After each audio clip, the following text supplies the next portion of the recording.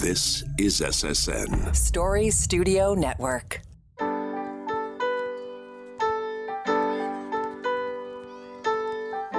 Hi, my name is Pamela Fuselli, and I'm the host of Popping the Bubble Wrap.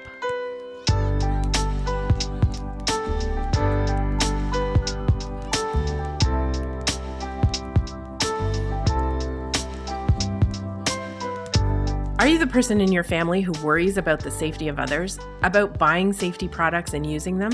Are you yelling, "Yes, that's me"? This is the podcast for you. Raising a child or children can be a hair-raising undertaking, and keeping them safe is a priority. Parachute's Popping the Bubble Wrap podcast explores what you really need to think about as a parent or caregiver, and provides easy tips on prevention strategies. No bubble wrap here, though.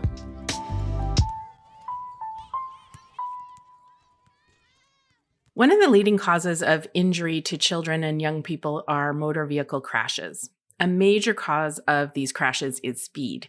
Even a small reduction can make a big difference. A pedestrian struck by a car driver traveling at 50 kilometers an hour is almost 6 times more likely to be killed than a pedestrian struck at 30 kilometers per hour. Children are more likely to be struck by a vehicle driver in areas with higher speed limits. Today, we're going to talk about concerns parents have about speed in their neighborhoods and where their children walk or cycle. Joining me today are Stephanie, Erin, and Mark. Thanks for being part of Parachute's Popping the Bubble Wrap podcast. Thanks for having me. Thanks, Pam. Yeah, thank you. So the first question I have for you is, how do you decide when to let your child or your children walk to school or other activities? I mean, that decision can be kind of hair-raising. You know, am I doing the right thing? Is this the right age? Or do they have the right experience? So what are some of the concerns that you've had in making that decision? Erin, maybe I'll start with you. I'm sitting here thinking the answer is never. I'm like, my 5-year-old daughter, like, I'm just picturing it. We just got back from walking the dog, and she just kind of flits around like totally unaware. So I'm constantly saying, hold my hand, look both ways, don't go there. So just even the thought of letting her walk to school or to the playground on her own, I'm just overwhelmed with all of the potential hazards. Like, I can't even get myself to the decision point. So I want to say never. Never. Stephanie, what do you think? Never? Or Well, are you a little more comfortable? a little bit more comfortable only because, I mean, I live in the country, so there's nowhere close by for us to walk. But when we do go to town to go to my parents' house, there's a park just up the street and the road is super quiet. So I'd be comfortable with my 6-year-old walking up there. Of course, I'd like to walk a block behind her just to kind of see where she's going. But the 3-year-old or them together, I wouldn't feel comfortable with the two of them together. Just too much could happen. He wouldn't pay attention. And You've touched on a couple of things. You've touched on, your children and their ability to like their attention span or their experience given the environment that they're living in. Mark, does this resonate for you around decision? I know you have an older boy that you've probably had more experience with. Has it changed between when you were thinking about letting him walk on his own versus your daughter? Yeah, it hasn't changed much between the two kids, but for context, I guess for the audience, I've got a 15-year-old and a 6-year-old. And so, I do find at 6, they start to have more awareness, but I agree with Erin and Stephanie, they're not quite there yet. So my 6-year-old will now stop at driveways to make sure there isn't a car kind of pulling out, which, even months ago she wouldn't have done and would have just driven right through even if there's a car on. So they start to have that awareness. They start to actually listen and stop at the street. I think by 7, they're really there. I also have a 15-year-old who, of course, does this. I think he started walking on his own home from school probably at age 9 or 10. And that is across still a busy major street, making sure you use a crosswalk, lots of cars, downtown Toronto. But it was around that 9 or 10 age where we felt confident that he actually had enough spatial awareness and responsibility and independence to could really do that. I think the other thing that's coming up as we're discussing this, Pam, is that I wonder if the young kids, I know my daughter, for example, has trouble understanding that they're taught safety at school. It's look all ways. And she gets that. And she really likes to follow the rules and say, look all ways. But they're so young that they don't actually even have experience with the consequence of not being safe. So she's asked me questions before, like, Mommy, what is a car accident? What is a car crash?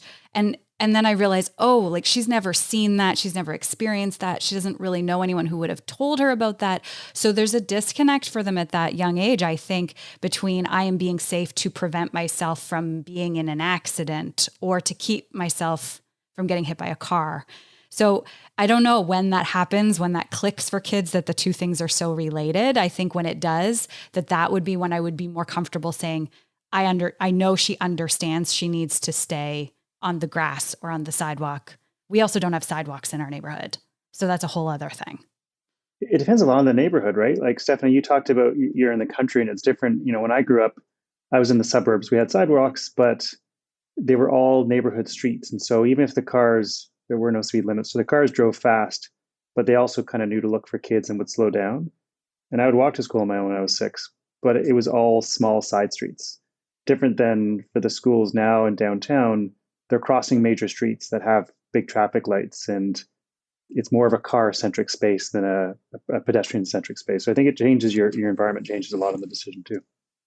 Yeah, I agree. And Erin, I think you touched on something really important is that, your child may be able to tell you what they should do, but in a situation where they have to make multiple decisions about, how far is the car away? How far is it?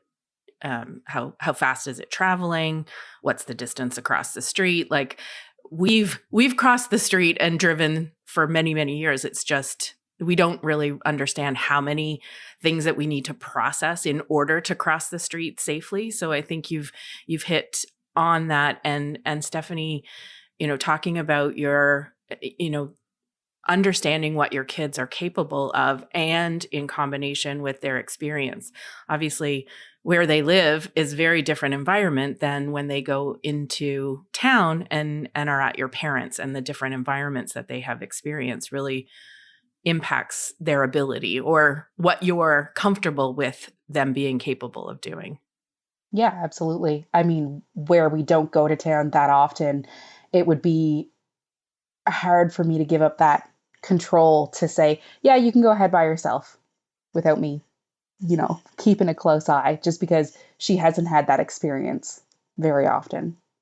The other big thing for me, and Stephanie, your situation makes me think about it too, is if the kids actually remember the directions. That would be my bigger worry as well. It's not just about car safety and road safety, but will they just get lost because they don't remember where they're going? And my 6-year-old does not have a phone yet, thankfully, but there isn't even an ability for them to call if they wandered off on their own. So that's the other thing. My son would definitely not have remembered where he was going. My daughter actually could tell me wherever I am, anywhere in the city of Toronto. So that's where I think there's a difference in the kids too, in terms of their own just awareness of where they are. That's a really good point, Mark, because also as this is coming up, it's like the road safety, the speed limits and all those things. But sometimes, and I'm not to go off on a tangent, but this also gets into that stranger danger thing where, like, if all of a sudden there's a 6-year-old or a 5-year-old who's lost, who's going to help them? Yeah, we've spent a lot of time lately talking about, because my daughter attaches police to car tickets. I think she must have seen me get one once, parking ticket. So she thinks so, but like teaching that they're friendly and that they, that they can help, even remembering what our address is if she got lost. So there's also just that age where, again, I find it every year around this age makes a big difference. I could imagine a year from now, she'll be able to rhyme off the address, the phone number, know who to turn to and all that. And probably a year after that, she'd be walking on her own. But that's the kind of, it's just timing. So when I opened up this episode, I talked about speed being a key factor in collisions between vehicles and pedestrians and cyclists and vehicles. What are the speed limits in your neighborhood? And do you think they are too fast? Are they just right? Have they been adjusted? Mark, maybe I'll start with you. I know you live in a very urban area in a city. What are the speed limits in your neighborhood, and has there been any talk about reducing them? Yeah, the speed limits have been reduced over time. So I'm in a community in Toronto where we've seen the speed limits gradually reduced, probably from the 50 kilometer an hour speed limit probably 20 years ago down to 40 kilometers an hour probably 10 years ago, and we're now down to 30 kilometers an hour. And also the additional kind of add-ons of speed cameras and everything to really help enforce that. So it certainly has helped from a road safety perspective for kids.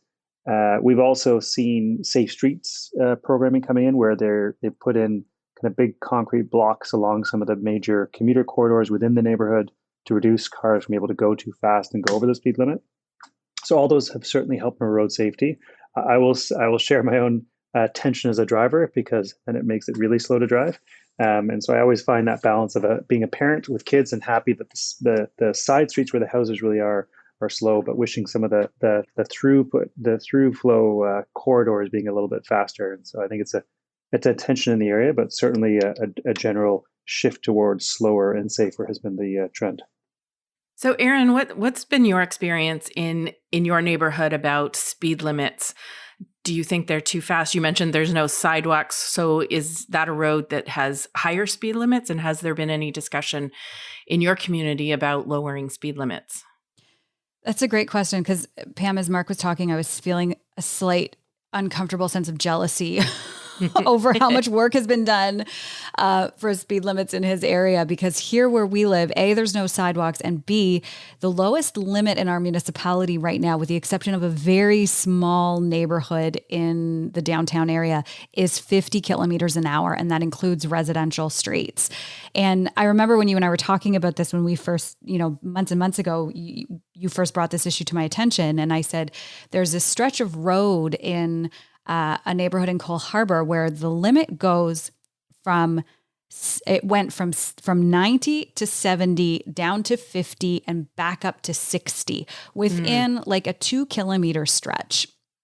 And so as a driver, it was crazy because you were always at risk of getting a speeding ticket. But right. For pedestrians and children, I mean, there's a public library there, there's a school, there's a grocery store, gas station, and all kinds of things in that area. And so after talking to you, I started to realize how absurd that is.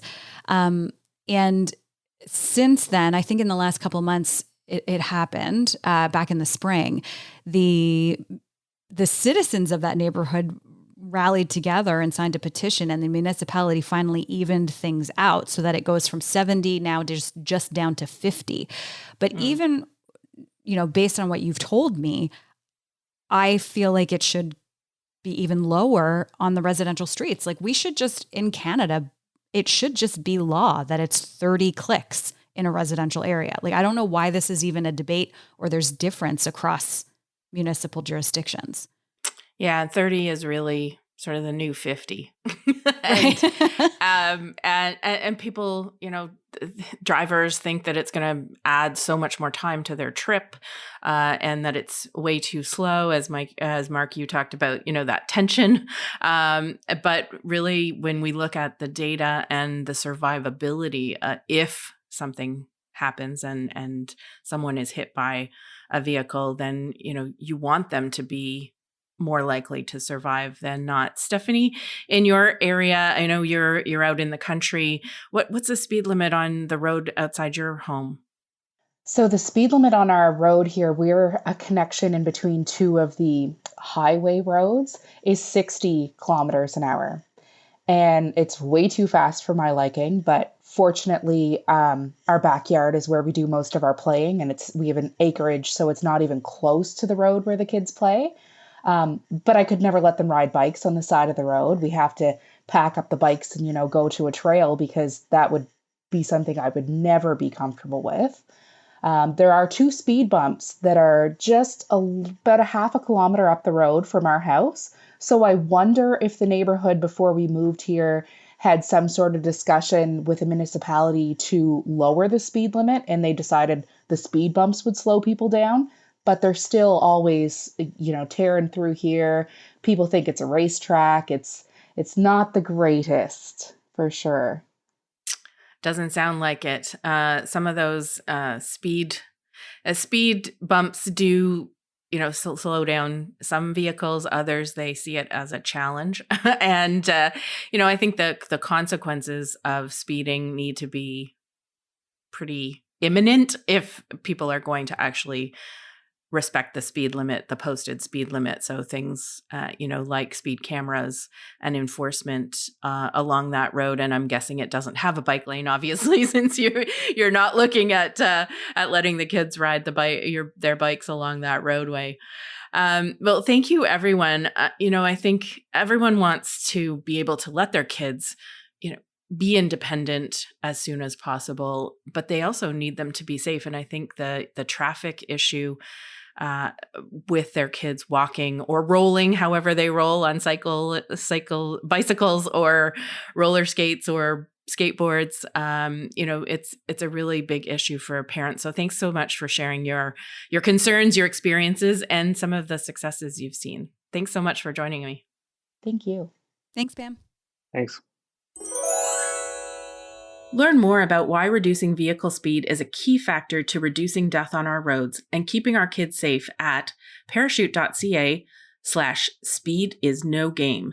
That's parachute.ca/speedisnogame. It's time to open your parachute. Valerie Smith is the Director of Programs at Parachute and oversees all of our road safety campaigns, programs, and network of community partners across Canada. Welcome to Popping the Bubble Wrap podcast, Val. Thanks so much, Pam. I'm happy to be here. We're going to talk about road safety and in particular speed. Parents often restrict how far their child or children can go from their home or where they can go in their neighborhoods or outside of that. And one reason they tell us about is that they're concerned about traffic, how much traffic there is, where they can safely cross, the speed of the traffic. Why is there such a disconnect between what a safe speed is for pedestrians and especially child pedestrians and what drivers actually drive on the roads? Thanks, Pam. Yeah, that's a great question and something we're constantly struggling with in the work we're doing. I really think it's that our roads are designed for cars and in many areas for cars to go fast. So we build wide multiple lanes. We have high speed limits on our highways, on our residential roads. We see a lack of traffic calming measures, again, even in residential areas. So I really think the disconnect comes from the fact that we are car centric.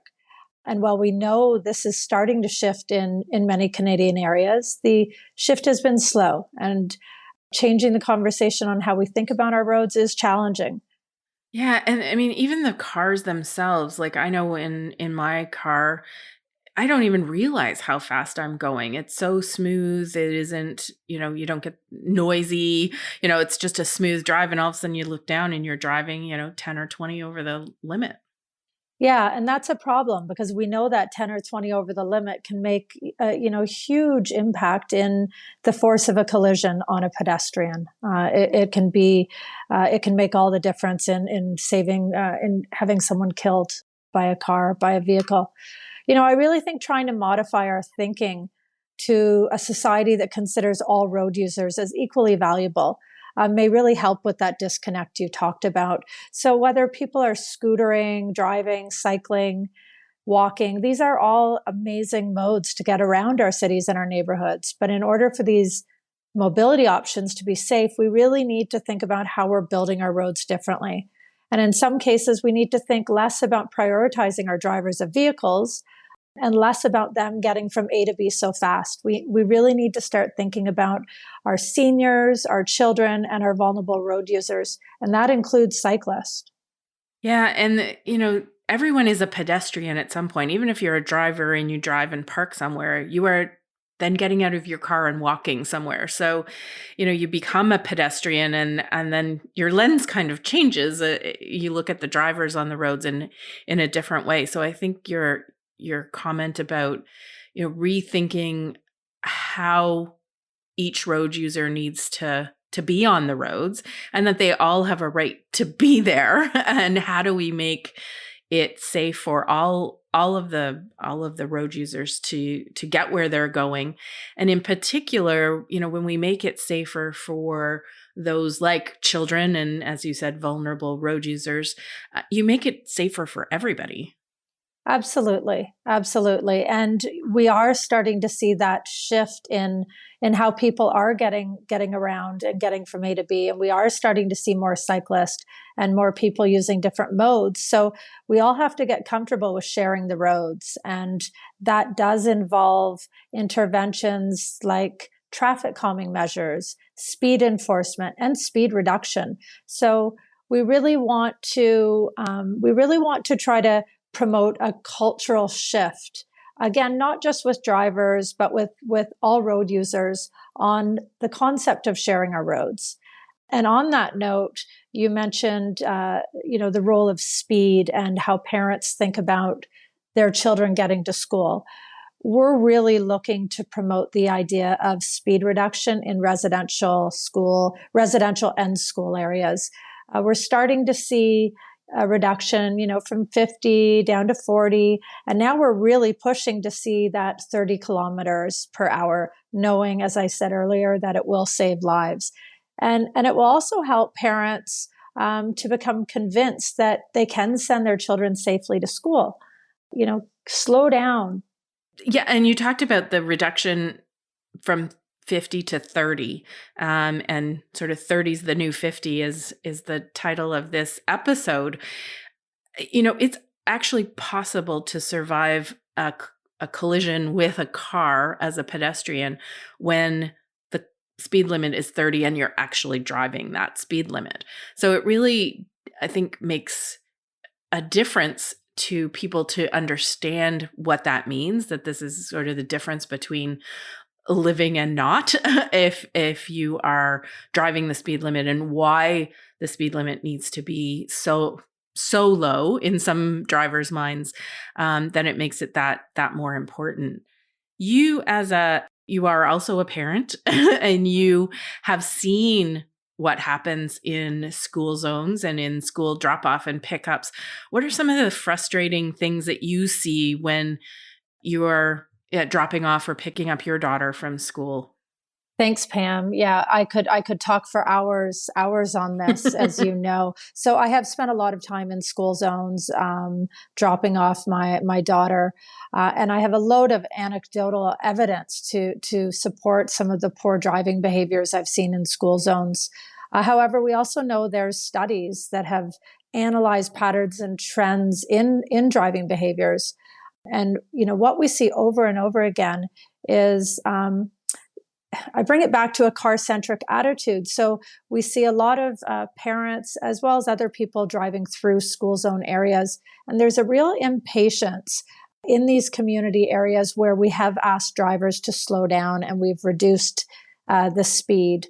So because of speed interventions, maybe crossing guards or public transit, we see this impatience with drivers. And that can result in, even worse driving behaviors, people speeding up, people running through stop signs. Parent behavior at school zones in terms of pickup and drop off continues to be a problem in many densely populated areas where parents want to get their kids dropped off and then drive off to work. We see parents double parking and kids jumping out, running across the road when another car is pulling out of a parking spot, illegal parking in bus areas, and blocking the sight of small pedestrians trying to cross the road. So again, I always bring it back to that cultural shift, but how do we start to think more about the safety for all and not just about our own personal convenience?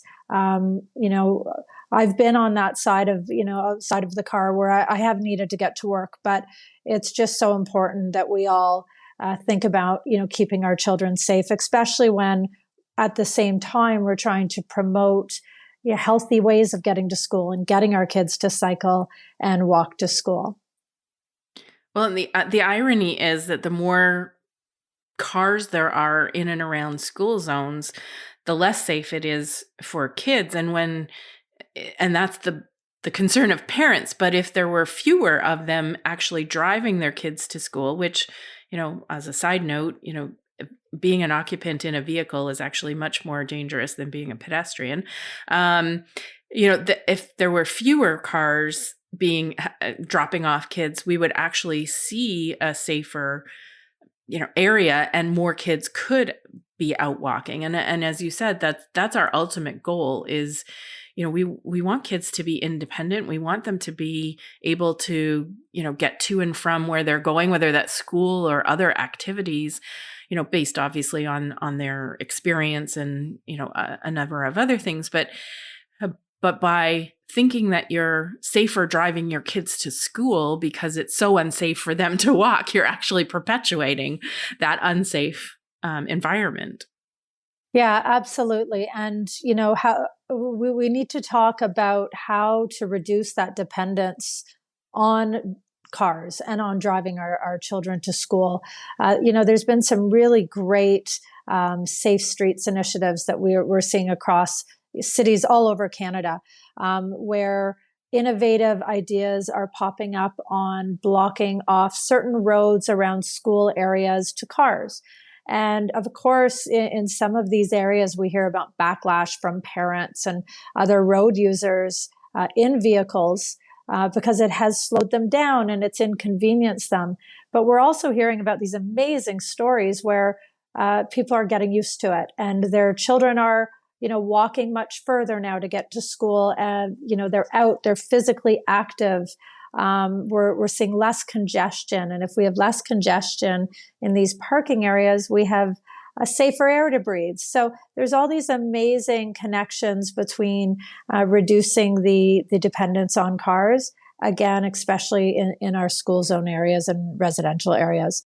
So to wrap up, reduce your speed, drive the speed limit, share the roads safely with others, and get out and walk more. Get out of your car. Be a pedestrian, be a cyclist, be a skateboarder or scooterer, if that's a word. And because it all contributes to the further enjoyment and safety of children when they're out and about. Thanks, Val, for joining me today. Thanks so much for having me, Pam.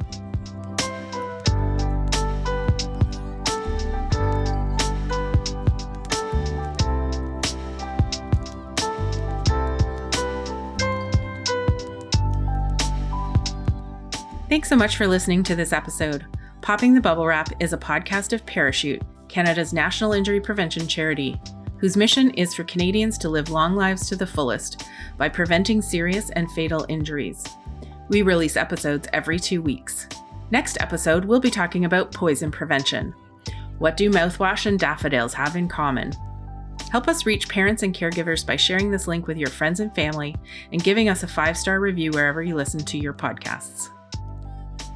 Popping the Bubble Wrap is produced for Parachute by Story Studio Network and Eye Contact Productions.